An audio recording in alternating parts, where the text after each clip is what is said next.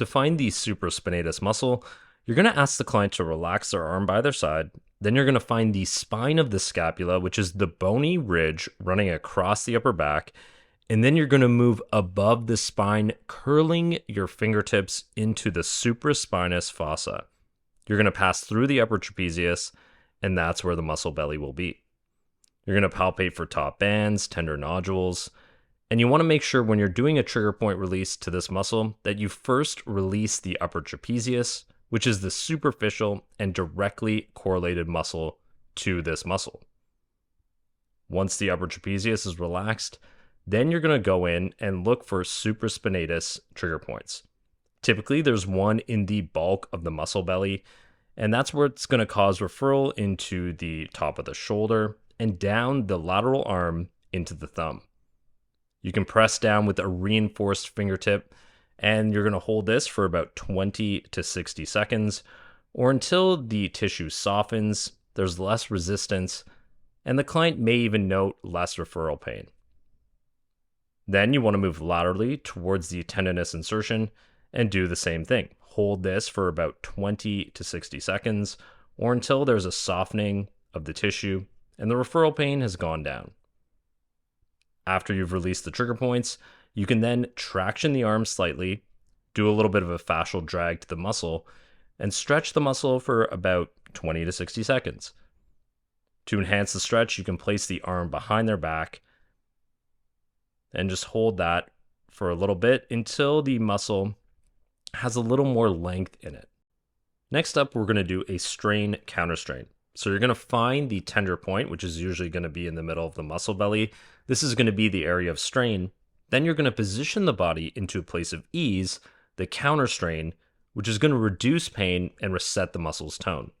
You're going to sit beside the client, you're going to find the tender point, and then you're going to bring the arm into 45 degrees of flexion, abduction, and a little bit of external rotation, and you're going to fine-tune the movement until you feel like the muscle is easing underneath your fingertip, and the client will note that there's a 70 to 100% reduction of the pain. You could also do a myofascial release to the supraspinatus, so you can use your body weight to sink down underneath with reinforced fingertips, and then from medially to laterally, you're going to slowly pull back with your body weight and move across the body, going across the entire muscle belly. So here it is a little bit closer.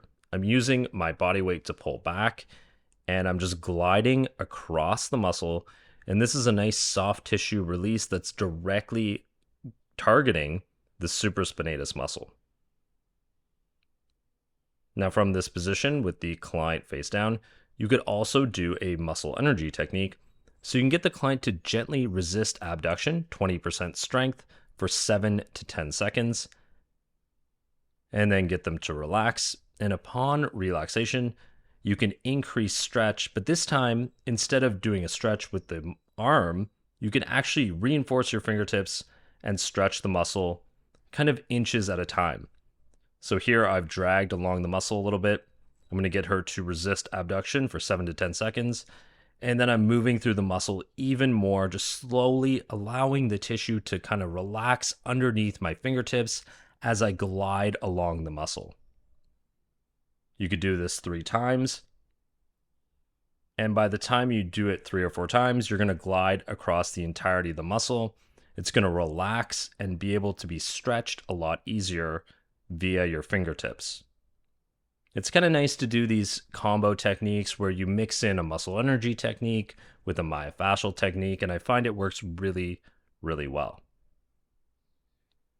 Another way to stretch the muscle is to spread from the midline, so you can take your fingertips and spread from the midline going medially and laterally, which is a good way to relax and create some length in this muscle.